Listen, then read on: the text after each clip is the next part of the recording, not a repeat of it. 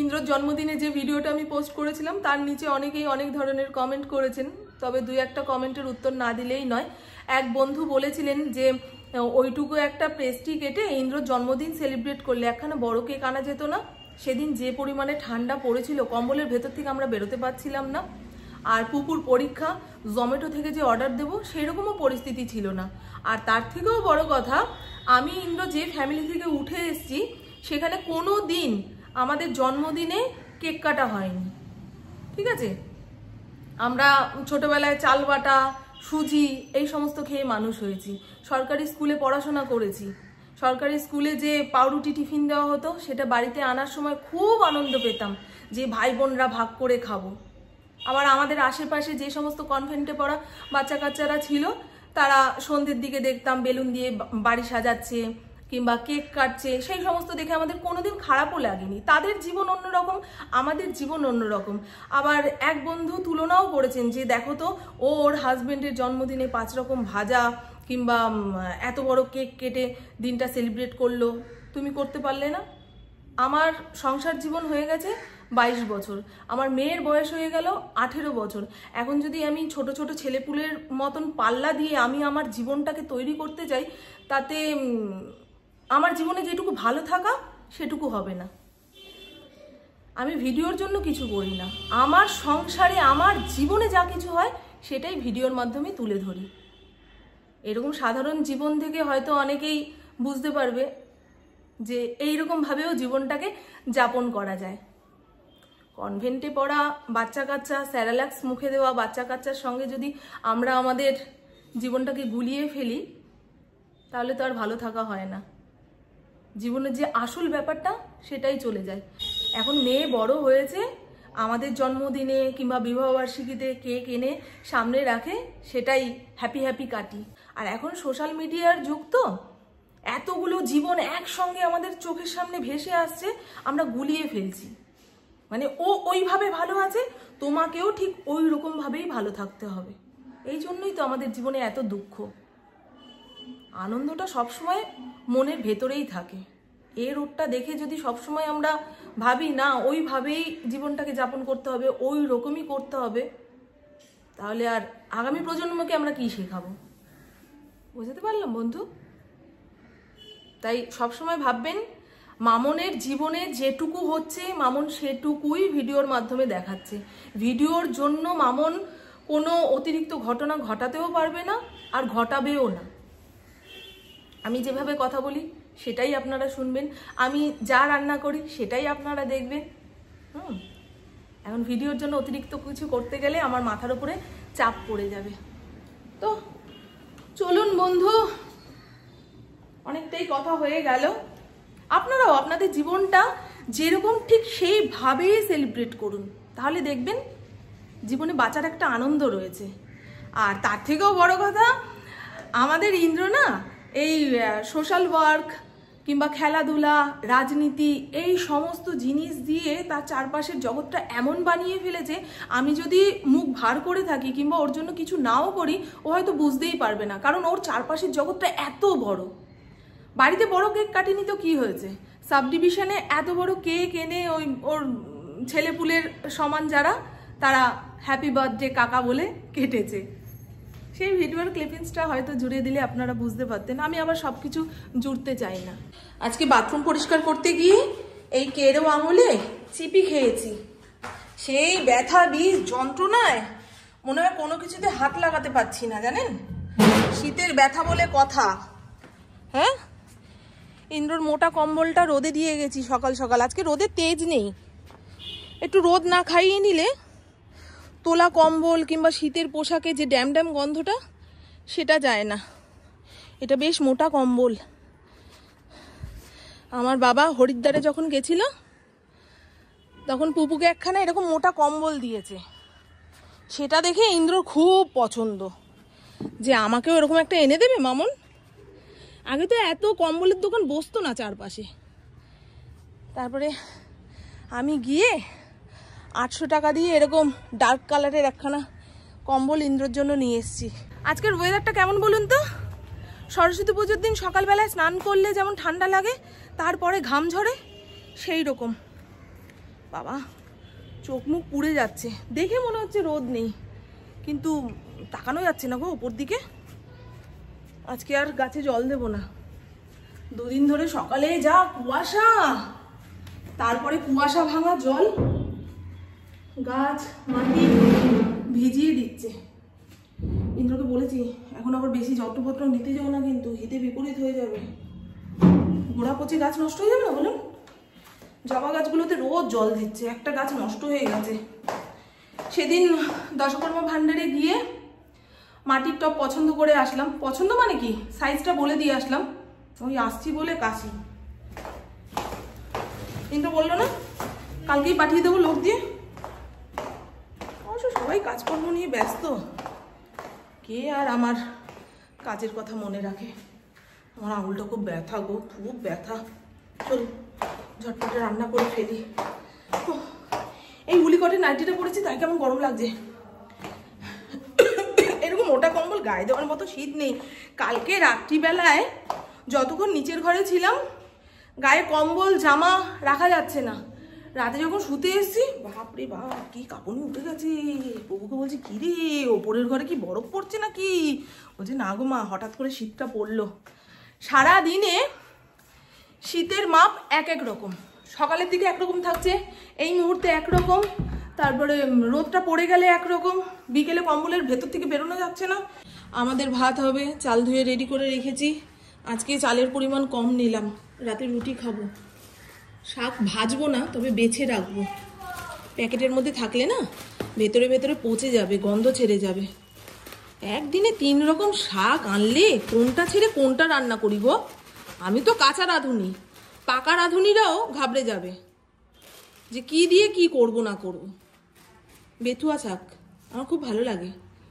আগে বেগুন আলু শিম দিয়ে চচ্চড়ি করতাম, ও বাবা ওই যাবর আর খাই না। এখন শুধু ভাজবো, ওটাই ভালো লাগে। অল্প স্বল্পর মধ্যে গল্প মিটে যায়। আর মটর শাক ছাড়িয়ে রাখবো, রোদের দিকে একটু তাকালেই যেন মাথা যন্ত্রণা শুরু হয়ে যাচ্ছে। গতকাল ছোলা শাক করেছিলাম, সে খেয়ে পেটের মধ্যে গুড়গুড়ানি। রাতে শোয়ার সময় পুপুকে বলে শুলাম, পুপু আমার ঘুমের মধ্যে যদি ভালো মন্দ কিছু হয়ে যায় শরীরটাকে কাটাচাড়া করতে দিবি না, ডাক্তারকে বলে দিবি মা ছোলা শাক খেয়ে এই অবস্থা করেছে নিজের। তার মানে বুঝতে পারলাম ছোলা শাক খেয়ে আমি হজম করতে পারি না, খুব পেট কামড়াচ্ছিল। সে কি কি যেন একটা হচ্ছিল। আর তার থেকেও বড় কথা কি বলুন তো, শীতের ঠেলায় কম্বলের ভেতরে এক পাশ ফিরে শুচ্ছি, এই পাশে চামড়া ঠামড়া সব ক্ষয়ে গেছে, শুধু হাড্ডি বেরিয়ে রয়েছে। বিছানার সঙ্গে বাড়ি লাগছে হাড্ডির। কি পরিস্থিতি বলুন তো, ব্যথা ব্যথা করছে। কোন পজিশনে শোবো সেটাও বুঝতে পারছি না। এবারে রান্নাটা করি। মালাই পনির দারুণ খেতে ভাই। পনির খাও তো এই পনির। এটা আমি অ্যামাজন ফ্রেশ থেকে অর্ডার দিয়ে আনিয়েছি। মোর সুপার মার্কেটে গেলেও পেয়ে যেতাম, কে যাবে। কম্বলই ছাড়তে ইচ্ছা করছে না সন্ধ্যের পরে। আর এই টাইমে না ঘর থেকে বাইরে বেরোনো হয় না, অনেক কাজ থাকে। রান্না বান্না কাঁধে ফেলে আমি এদিক ওদিক যেতে পারি না। আমাকে লাখ টাকার প্রলোভন দিলেও আমি এই সকাল 11টা থেকে দুপুর 2টো এইটুকু টাইম বাইরে সময় দিতে পারবো না, বুঝছেন?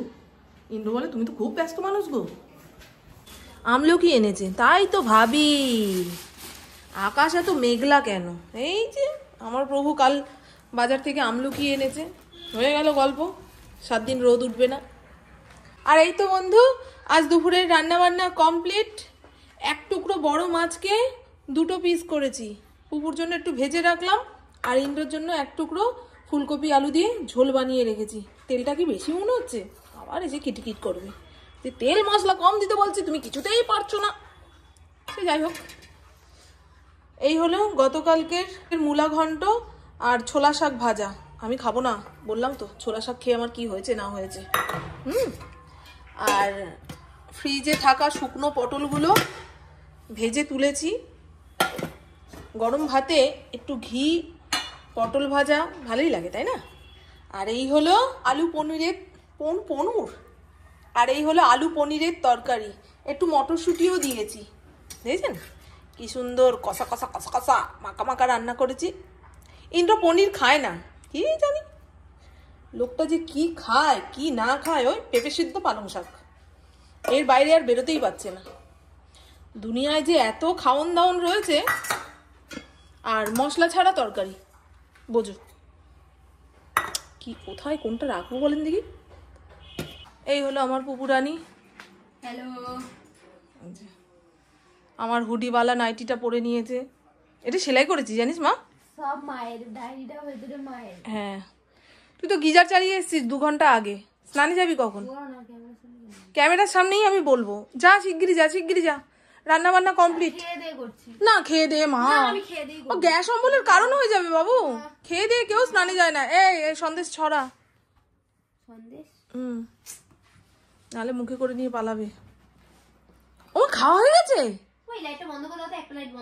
হ্যাঁ বলবেন আমার স্কিনটা একটু চকচক করছে কিনা। 3-4 দিন ধরে স্কিন কেয়ার করছি, তাতেই দেখুন হ্যালোজিনের মতো চমকাচ্ছে। ইন্দ্র সন্ধে পুজো দিতে যাওয়ার সময় বলছে চলো মামন ঠাকুর ঘরে গিয়ে একটু বসি। আমি বাবা তোমার চালাকি বুঝি না। গেলেই বলবে ঠাকুরের বাসনটা মেজে দাও, ঠাকুরের ওই জায়গাটা একটু পুছে দাও। বাবা ভাল লাগে না। শীতকালে সন্ধ্যের পরে জলের কাজকর্ম করতে ইচ্ছা করে না। তার উপরে 3 তলার ঘরে যা করব সব ট্যাঙ্কের জল দিয়ে। বড় বড় চলুন। তবে যাওয়ার পথে একটা দুধের প্যাকেট এনে দিয়ে গেছে। চা করব। পুকুকে যতক্ষণ না চা দিচ্ছি ততক্ষণ সে পড়ায় এনার্জি পাচ্ছে না। আগে আমি আমার স্কিন কেয়ারটা করে নিই। আমি এই 4-5 দিন যাবৎ স্কিন কেয়ারের জন্য মুসুর ডাল আর কাঁচা হলুদ বেটে একটা কৌটোর মধ্যে ভরে ফ্রিজের মধ্যে রেখেছি। এটা আমি প্রভু দুজনেই প্রত্যেক দিন বিকেলবেলায় মুখ ধোয়ার সময় মুখের মধ্যে মেখে 2 থেকে 3 মিনিট ওয়েট করছি, তারপরে সুন্দর করে ধুয়ে ফেললেই ব্যাস মুখের যত পোড়া দাগ সব চলে যাবে। জয় গুরু। আগো মা, এই যে জলটা খাচ্ছি কাশি শুরু হয়ে যাবে।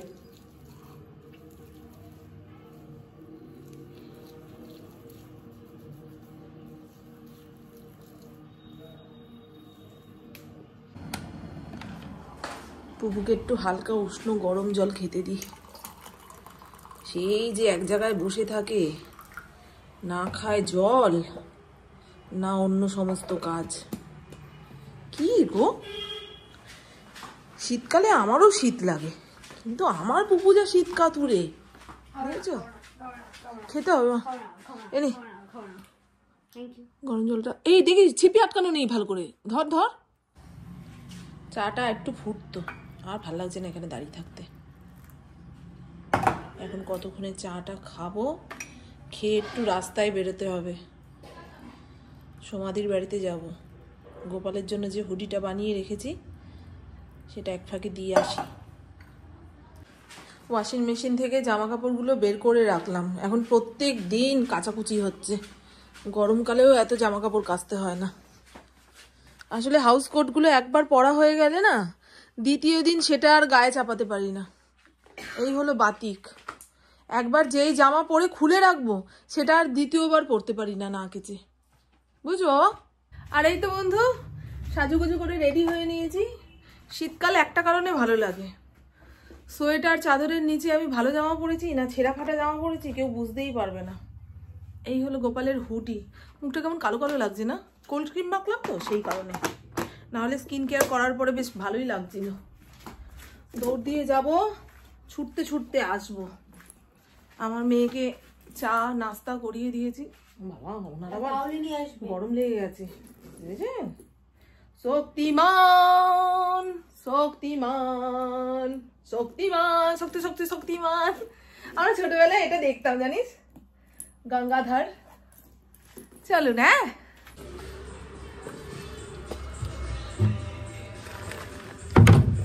একটুখানি এগিয়ে গিয়ে দেখি, ফলের দোকান থেকে একটু ফল নেব। ওই কমলা লেবু, শীতকালের আদর্শ ফল, সেটা কিনে নিয়ে ওর বাড়িতে যাই। বলেই রেখেছি 7:30টার পরে আসবো। আর মিষ্টি হবে তো? হ্যাঁ মিষ্টি হবে। কখন থেকে ওয়েট করছি করছি। আমি তো বললাম 7:30টার পরে। ও তোমার একটা নতুন নাম হয়েছে। কি হয়েছে? আমার বর তোমাকে বাবান বাবান করে ডাকছে, তাই? না বলে। হ্যাঁ, ও বলে হ্যাঁ বাবান কখন আসবে? টেবিল ভর্তি বেগুন, কি বেগুন পোড়া খাওয়ার জন্য? মামা তুমি আমার জন্য কত লেবু নিয়ে এসছো গো। হ্যাঁ খাও। আমি লেবু খেতে ভালোবাসি। ফলালা বলেছে খুব মিষ্টি। হ্যাঁ বাবা কত লেবু নিয়ে এসছো তুমি আমার জন্য। চলো তোমার গোপালের জামাটা গোপালকে পরিয়ে দিয়ে দেখি, যদি ফিটিংস হয় এরপরে আরো দুটো বানিয়ে দেবো। দারুণ দারুণ, টুপি টাপা পুরো ফিটিংস আমি আন্দাজে বানিয়েছি। খুব সুন্দর বানিয়েছো। ও মনে হয় চেয়েছিল জানো, আমার মুখ থেকে বললো। সত্যি খুব সুন্দর হয়েছে, আর ওকে ভালোও লাগছে দেখো।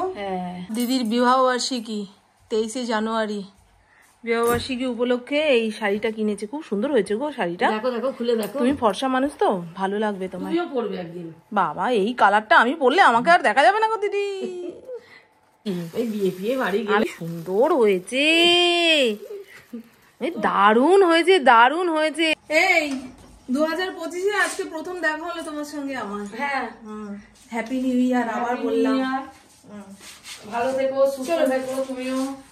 ওপরের ঘরে বসে একটু গল্প করছি, ইন্দ্র ফোন করেছে। কোথায় সোনা? আমি এই যে আসছি, যাচ্ছি।